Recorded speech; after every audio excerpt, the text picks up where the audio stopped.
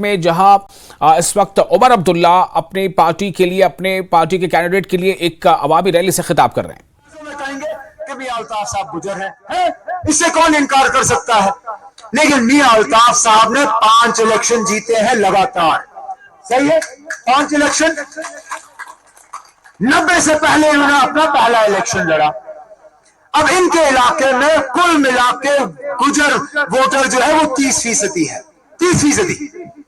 اگر میاں الطاف صاحب سب کو لے کے چلنے والے نہیں ہوتے، آپ کو کیا لگتا ہے یہ 5 بار لگاتار الیکشن جیتتے؟ ناممکن ہوتا نا. ایک بار جیتتے، دوسری بار جیتتے، اس کے بعد جو 70% آبادی ہے، اگر میاں صاحب ان کو ساتھ لے کے نہیں چلتے، وہ 70% آبادی ایک ساتھ آ کے ان کو ہرانے کا کام کرتے. نہیں ہوا. وہ اس لیے نہیں ہوا کیونکہ میاں صاحب جو ہے وہ صرف ایک قوم کی نمائندگی نہیں کرتے، وہ صرف ایک طبقے کی نمائندگی نہیں کرتے، وہ سب کو ساتھ لے کے چلتے ہیں، اور سب کی نمائندگی کرنے کا یہی نتیجہ ہے.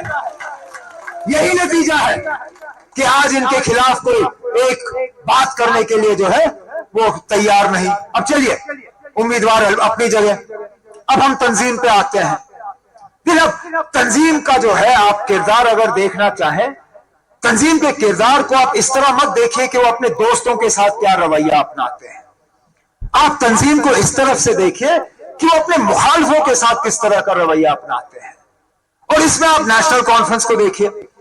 جہاں ہمارے مخالف ہمیں کمزور کرنے پہ لگ جاتے ہیں، جہاں ہمارے مخالف ہمارے پیر کاٹنے پہ لگ جاتے ہیں، جہاں ہماری مخالف جو ہے وہ نیشنل کانفرنس کو تہس نہس کرنے میں لگ جاتے ہیں، وہاں ہم لوگ ہیں جناب جو اپنی مخالفوں کو مدد کرنے کے لیے تیار ہوتے ہیں حالات کو دیکھتے ہوئے.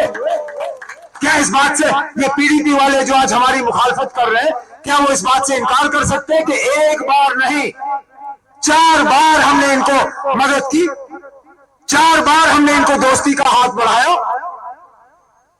پچھلے 10 سال میں 2015 میں جب الیکشن کے نتیجے نکلے تھے، میں تھا جس نے ایک بار نہیں، ایک سے زیادہ اس وقت مرحوم مفتی محمد سید صاحب اللہ مغفرت کرے انہیں، میں نے ان کو یہ بھیجا کسی کے ذریعے ایک سندیشہ کہ مفتی صاحب مہربانی کر کے جس رستے پہ آپ چلنے جا رہے ہو وہ جموں کشمیر کے لیے بہت خطرناک ثابت ہوگا، مت کریے.